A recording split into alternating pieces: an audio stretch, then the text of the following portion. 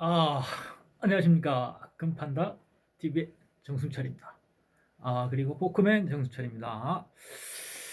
직업이 포크레인 기사라서 포크인이요.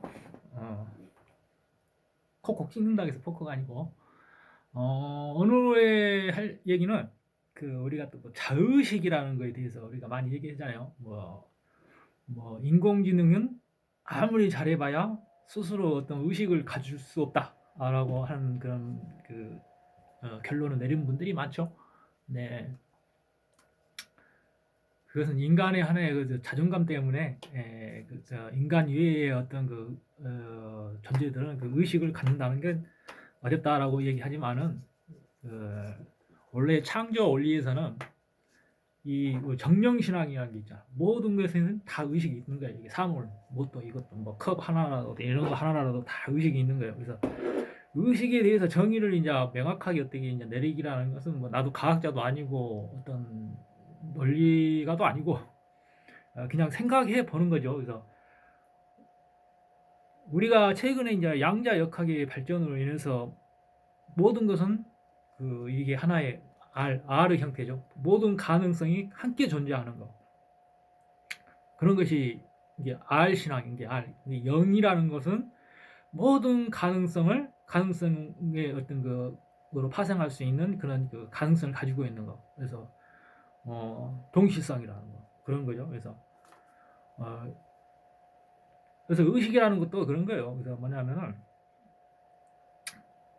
이렇게 우리가 예를 들자면 의식이라는 것은 내가 나임을 끊임없이 이 대먹임하는 것이죠. 그래서 내가 나임을 끊임없이 대먹임하는 거예요. 그래서 우리가 이렇게 전동도 1초에 70Hz 편광등이 70Hz죠. 그래서 그 깜빡 1초에 70번이 깜빡거려요. 그러면 그 70번의 깜빡거림이 하나의 자의식인 거죠. 그래서 계속해서 재발견. 한번 깜빡이가 꺼지면 그걸로 끝나는 거죠. 그 죽음이에요. 타임이라는 시간도 마찬가지예요. 그래서 타임이라는 시간이 어떤 횟수를 나타내는 영어 표현이기도 하죠. 몇 회. 그래서 시간은 시간이라는 어떤 게 똑딱이 돼야 시간이 되는 것이 끝. 그건 시간이 아닌 것이죠. 그래서 의식이라는 것도 이게 간단히 설명해서 이제 예를 들어서 얘기하는 거예요. 그래서 의식이라는 것도 끊임없이 내가 나임을 인식하는 거 이렇게 메비우스 띠처럼 이렇게 내가 나임을 끊임없이 인식하는 거 그것이 자의식이에요. 그래서 뭐 어렵게 얘기할 수준이 아니기 때문에 그렇게 내가 이렇게 얘기하는데 내 수준에서 그렇게 인식하고 있단 말이에요. 그래서 우리는 어떤 원자 세계에서도 전자가 끊임없이 원자 핵을 어떤 스핀을 가지고 회전하잖아요. 계속 이렇게 궤도를 돌잖아요. 그러듯이 우리가 인공지능도 하나의 자의식을 가질 수 있는 거 뭐나 엑스 마키나 영화 있잖아. 그런 것도 보면 좀 도움이 될 것이고 당신이 왜 인공지능을 만들었습니까? 그 이유에 대해서 얘기해 보시오. 내가 만들 수 있는데 안 만들 이유가 없잖아. 그렇게 하는 대화가 나와요. 그리고 또 예를 들어서 어떤 영화지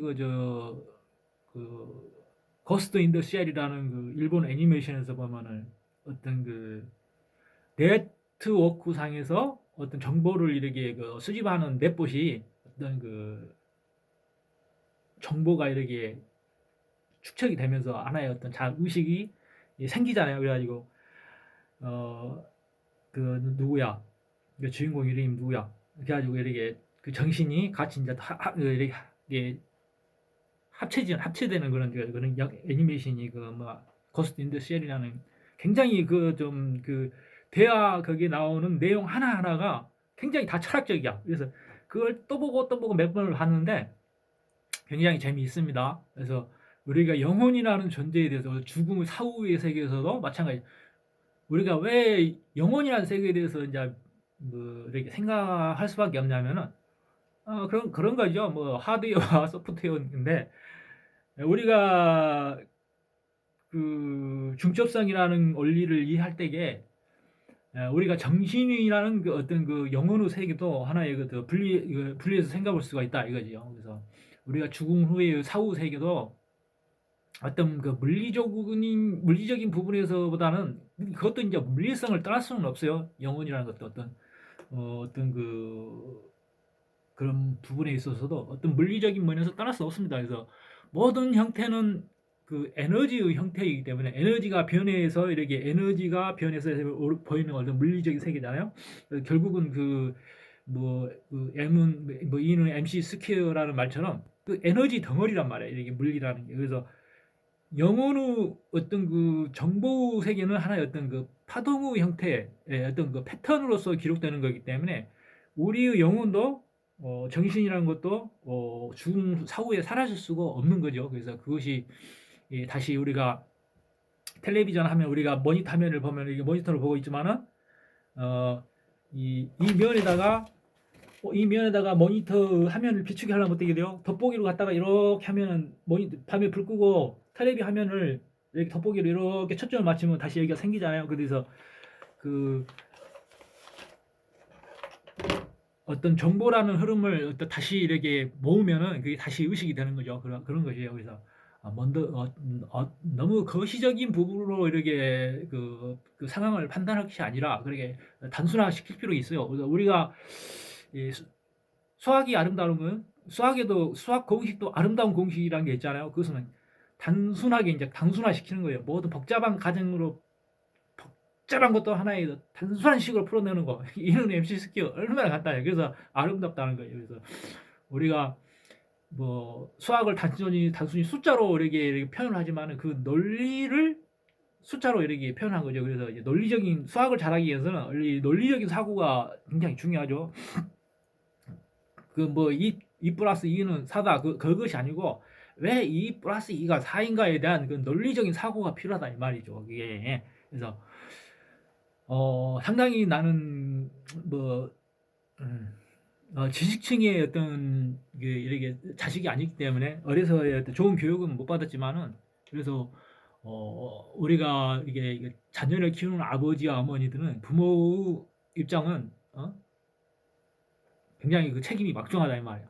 모든 가능성을 지닌 아이를 낳아서 어떻게 키울 거냐, 어떤 제목을 키우는 것은 그 전적으로 100% 어떤 부모들의 예, 저기에 다 달려 있다 이 말이지.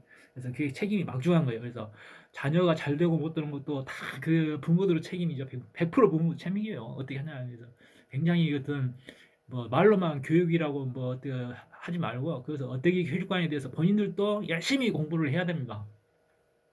그래서 이제 의식이라는 것도 이렇게 무엇이 인간 이외의 어떤 존재들의 어떤 창조물에 대해서 의식이 어떤 발현할 수 없다라는 그런 정의라는 것은 이게 틀린 말이에요. 그러니까 로봇이라고 해도 AI라고 해도 결과적으로는 인간이 탄소 기반의 유기체의 컴퓨터이듯이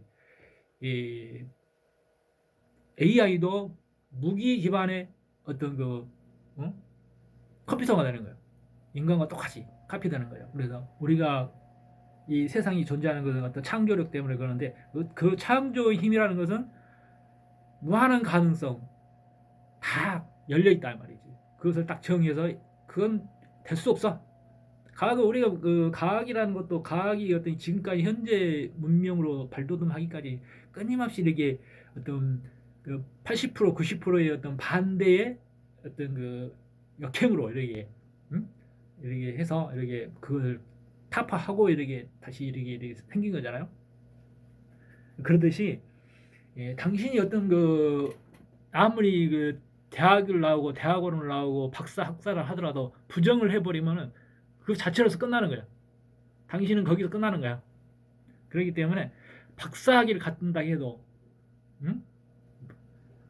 일단 그건 이러해서 안 돼라고 말하는 순간 당신은 거기서 끝나는 거야. 더 이상 박사가 아니지. 끝나는 거야. 그렇기 때문에 그것이 이제 영혼의 소멸인 것이고 무엇이든지 되게 돼 있어. 이게 해병대 정신이 안 되면 되게 하라. 될 때까지 하라. 그러한 정신이 존재하는 거예요. 그것이 정신인 것이야. 그것이 자의식인 것이고 끊임없이 포기하지 않고 도발한다거나 북한이 도발하면 북한이 계속 도발하면 한반도 통일하려나? 뭐 그것도 가능한 거지. 뭐 그래서 핵무기도 만들고 그렇지만은 그것도 어떤 그 기본 베이스냐에 따라서 이게 이제 참이냐, 그것이 이제 좋은 방향으로 가는 것이냐, 아니면은 모두가 해롭게 이롭게 인류가 이롭게 하는 방향으로 마음을 쓰느냐 아니냐에 따라서 이렇게 성공하고 성공 안 하고가 되는 것이죠. 그래서 이렇게 끊임없이 이렇게 도전하는 거예요. 가능성은 항상 열어놓고 안 되네, 안 되면 될 때까지 될 때까지 가는 거야.